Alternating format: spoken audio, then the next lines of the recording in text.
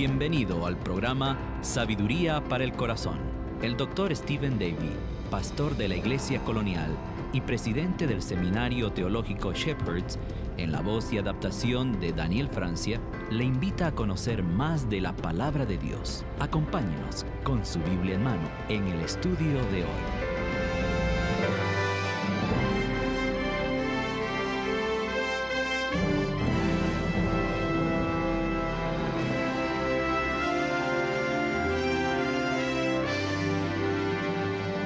Gracias por estar una vez más en Sabiduría para el Corazón.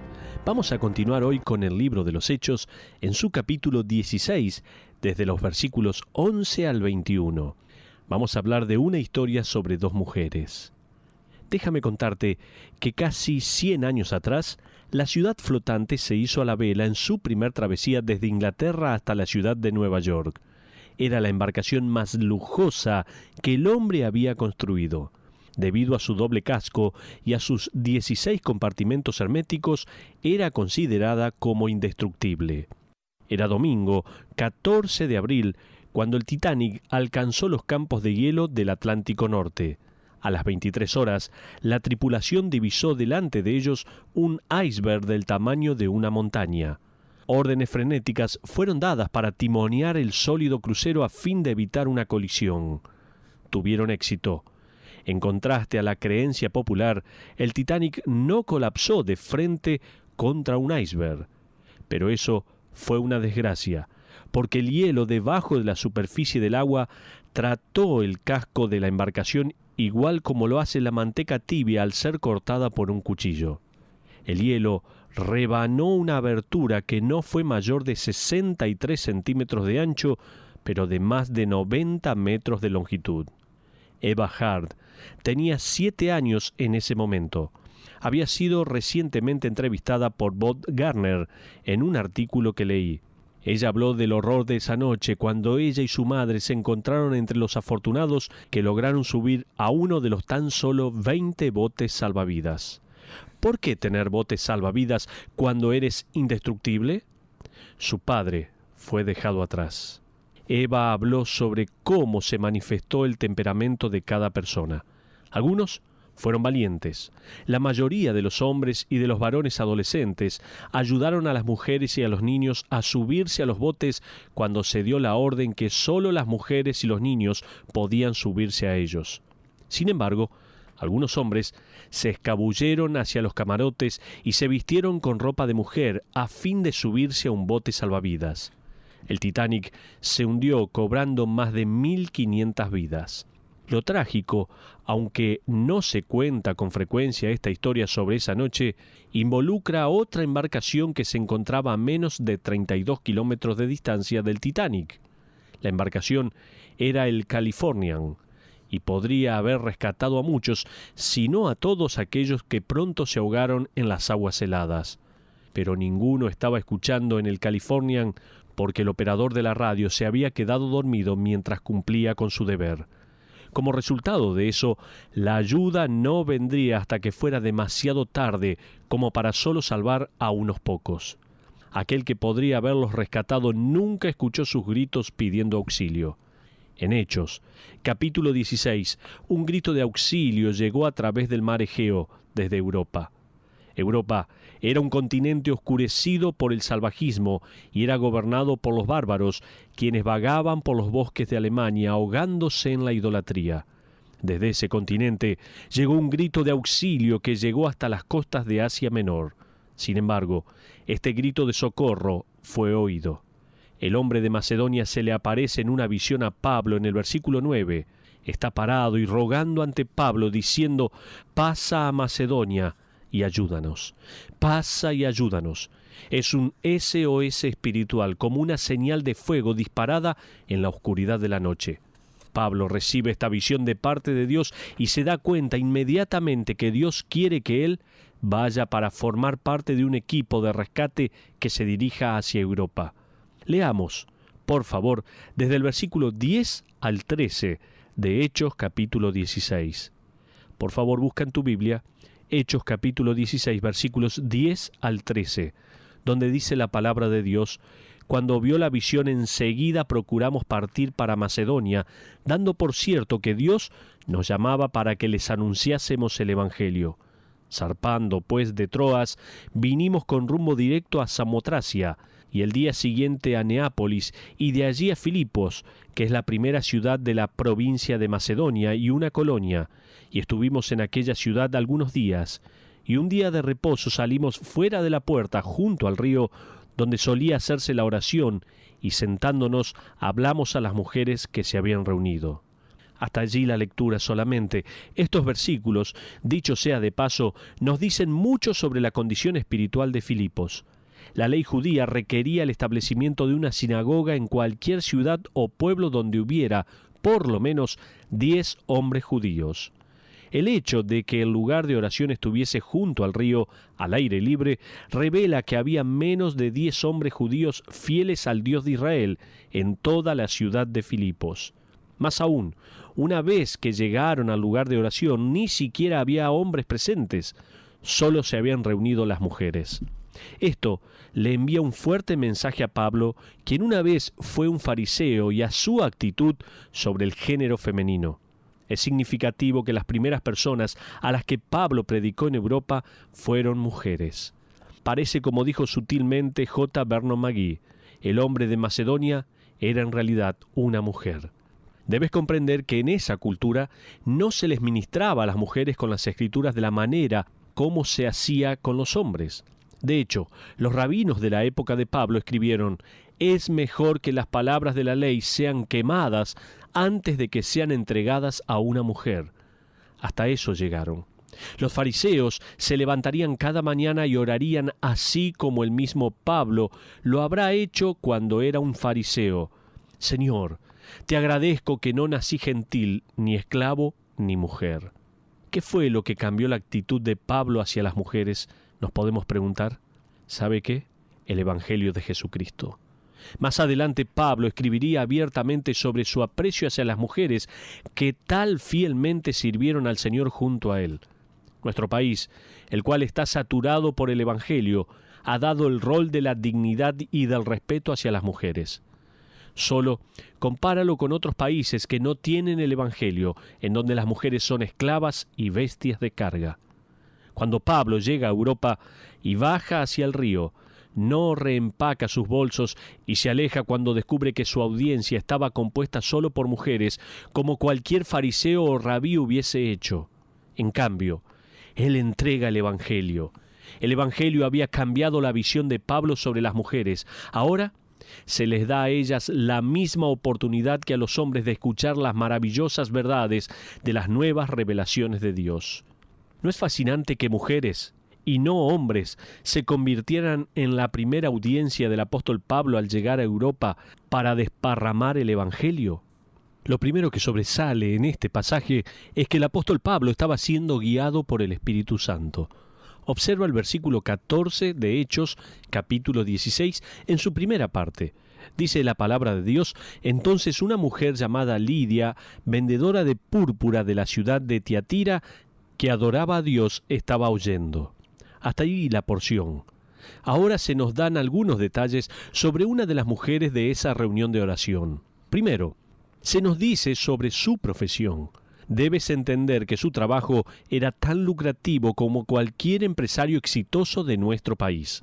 Tener la habilidad para vender lino fino que había sido teñido de púrpura era como ser el dueño de la patente del microchip para las computadoras más sofisticadas.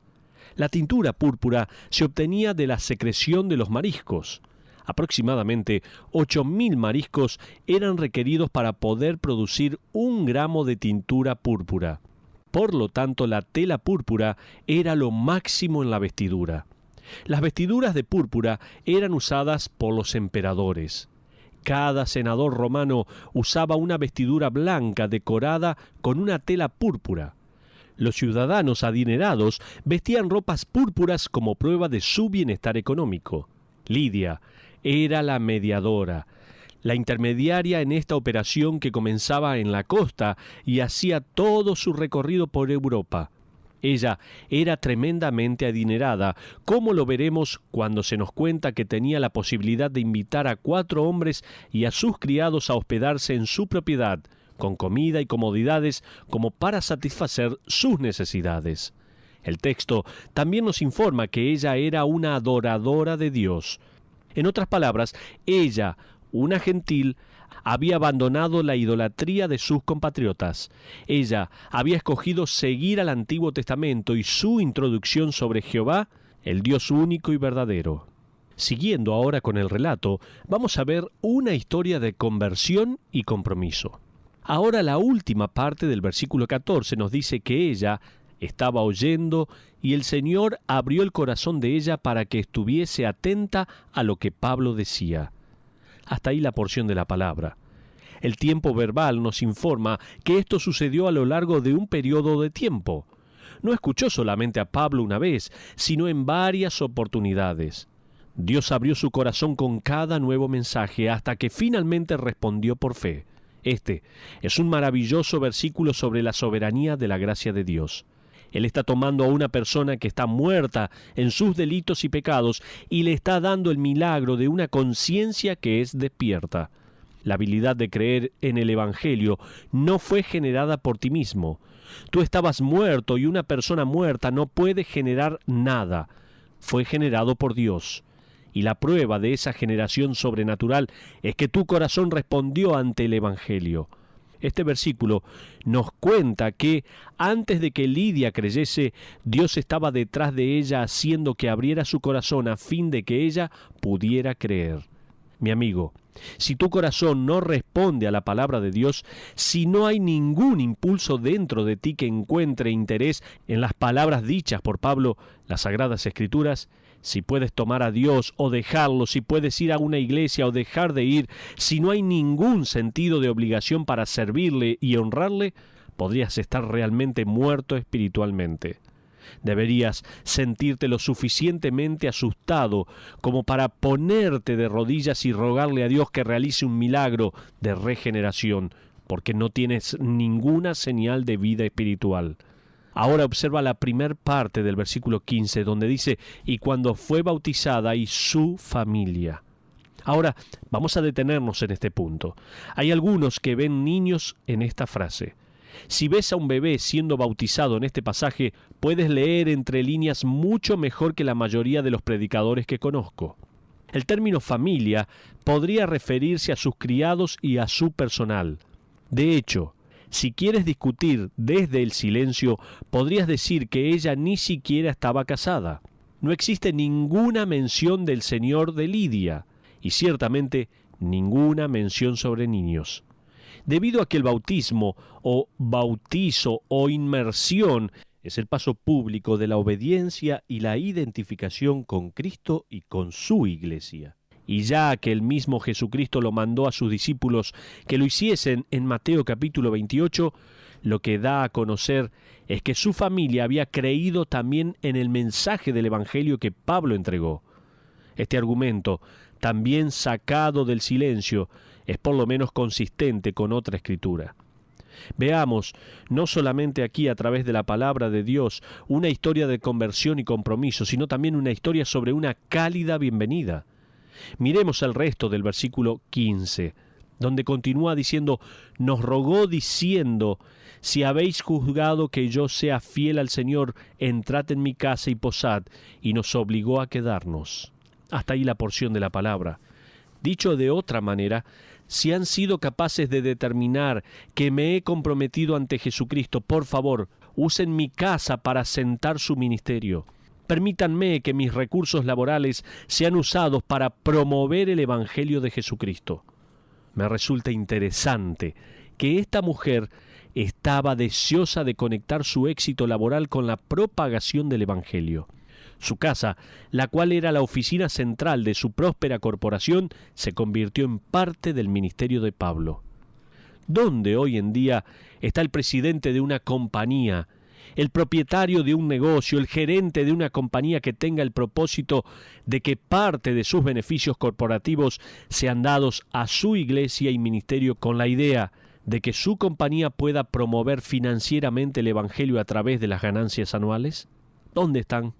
Lidia vio la conexión y su negocio se convirtió en la base de operaciones para alcanzar a Filipos con el Evangelio. Quizás su familia se extendió entre nosotros mientras que Dios nos bendice. Ahora, lo que sigue nos presenta a otra mujer involucrada en un negocio lucrativo. Sin embargo, esta vez su negocio está involucrado con el mundo del más allá, literalmente con el mundo de los demonios y de la adivinación. Vamos a ver una historia de esclavitud espiritual. Estuvimos viendo diferentes historias, una historia de conversión y compromiso, una historia sobre una cálida bienvenida, pero ahora veamos una historia de esclavitud espiritual. Sigamos con el versículo 16, donde dice la palabra de Dios así: Aconteció que mientras íbamos a la oración, nos salió al encuentro una muchacha que tenía espíritu de adivinación, la cual daba gran ganancia a sus amos adivinando. Hasta ahí la porción. Muchos expositores creen que sus amos eran en realidad sacerdotes del cercano templo de Apolo. Me uniré a ellos. La razón para dicha conclusión es la palabra adivinación. Proviene de la palabra griega putona, la cual, transliterada, nos da la palabra pitón. El espíritu de adivinación puede también ser traducido como el espíritu de Pitón. Esta religión particularmente formaba parte de la mitología griega. Las historias varían. Algunos dicen que Apolo mató a la Pitón que alguna vez custodiaba el famoso santuario de Delhi. Otros cuentan la historia diciendo que la serpiente al final vivió y que Apolo, el dios de la profecía, habló a través de la serpiente prediciendo el futuro. En conclusión, sabemos que las sacerdotisas de Apolo, cuyo simbolismo incluía a una serpiente, eran supuestamente capaces de predecir el futuro. Es fascinante recordar que la primera criatura que supuestamente dijo el futuro fue la serpiente en el jardín. Fue el vocero de Lucifer quien predijo a Eva que si ella comía de la fruta que Dios había prohibido comer, ella no moriría, sino que se haría tan sabia como Dios.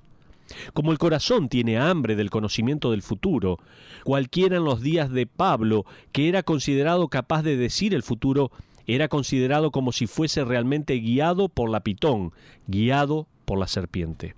Pero seguimos con historias. Vamos a ver una historia de una encallecida corrupción.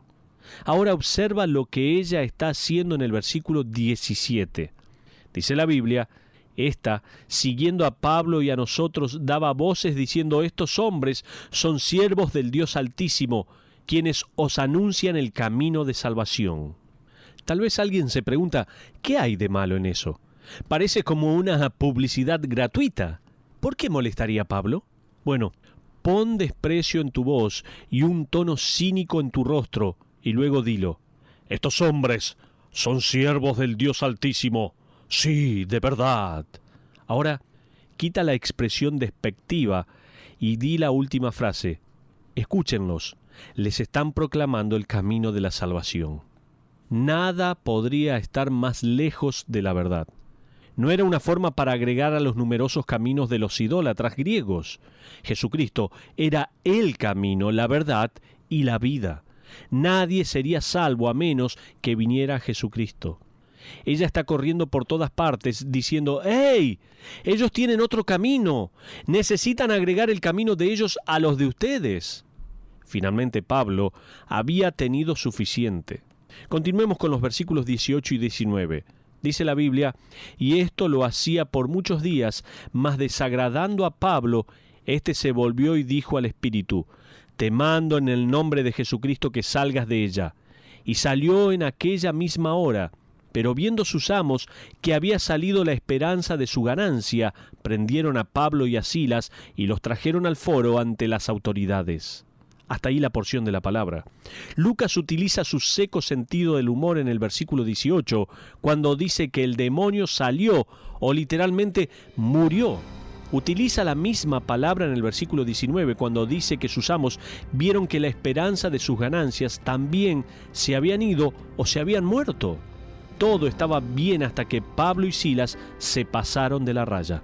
Estos hombres fueron perturbados solo luego que sus ganancias murieron. En nombre de BBN y el Dr. Stephen Davey, le agradecemos por habernos acompañado. Le esperamos en nuestra próxima audición, donde encontrará más sabiduría para el corazón. Esta es una producción de BBN.